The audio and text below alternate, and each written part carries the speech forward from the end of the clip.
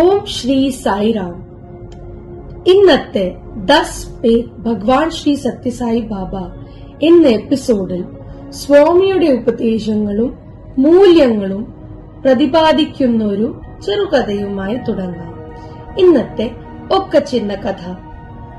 മഹാനായ ആചാര്യൻ ശങ്കരാചാര്യന് 4 പ്രധാന ശിഷ്യന്മാർ ഉണ്ടായിരുന്നു.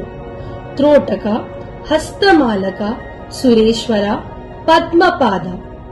ഇവരിൽ പത്മപാദൻ ഗുരുസേവനം മാത്രമായിരുന്നു ഉദ്ദേശിച്ചിരുന്നത്. അവന് പഠനത്തിൽ ശ്രദ്ധ കുറവായിരുന്നു. അതുകാരണം മറ്റുള്ളവർ അവനെ പരിഹസിച്ചിരുന്നു. പക്ഷേ ഗുരുവിനോടുള്ള അദ്ദേഹത്തിന്റെ അഗാധമായ ആദരവ് അതിനു പരിഹാരമായി. ഒരു ദിവസം അദ്ദേഹം തന്റെ ഗുരുവിന്റെ വസ്ത്രങ്ങൾ കഴുകി നദിയുടെ നടുവിലുള്ളൊരു പാറയിൽ ഉണക്കി.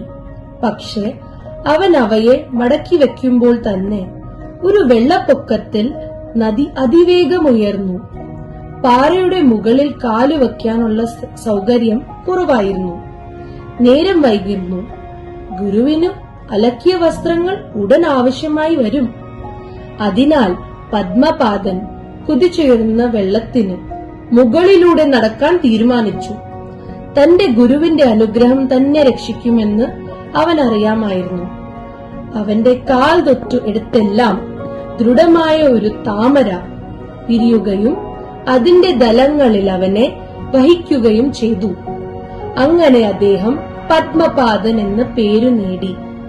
ഗുരുവിന്റെ കൃപയിൽ അദ്ദേഹം വൈദിക ജ്ഞാനത്തിൽ വിദഗ്ധനായും പ്രഭാഷകനായും മഹാനായി. 10 പേര് ഭഗവാൻ ശ്രീ സത്യസായി ബാബ. നിങ്ങൾ ഒരു ഗുരുവിനെ ഉറപ്പിച്ചു കഴിഞ്ഞാൽ മുക്തി നേടാനുള്ള ആഗ്രഹം പോലും ഗുരുവിനെ ഏൽപ്പിക്കുക. നിങ്ങൾ സ്വയം അറിയുന്നതിനേക്കാൾ നന്നായി നിങ്ങളുടെ ഗുരുവിനെ നിങ്ങളെ അറിയാം. നിങ്ങളുടെ കടമ അനുസരിക്കുക മാത്രമാണ്. അങ്ങനെയുള്ള ഒരു ഗുരുവിനെ എങ്ങനെ അന്ധമായി പിന്തുടരും എന്ന് നിങ്ങൾ ചോദിക്കാം. നമ്മുടെ പ്രിയപ്പെട്ട സായിമ ഞങ്ങളോടൊപ്പം ഉള്ളപ്പോൾ നമുക്ക് ഈ ചോദ്യം ചോദിക്കാൻ ആവശ്യമില്ല. നമ്മുടെ നിത്യഗുരുവായ സ്വാമി നമുക്ക് പണമോ ഭക്ഷണമോ ഈ ലോകത്ത് നിലനിൽക്കാൻ ആവശ്യമായതെല്ലാം മാത്രമല്ല അനശ്വരതയുടെ അമൃതം നൽകുമെന്ന് ബോധ്യപ്പെടുക, വിശ്വസിക്കുക. ജയ സായിറാം.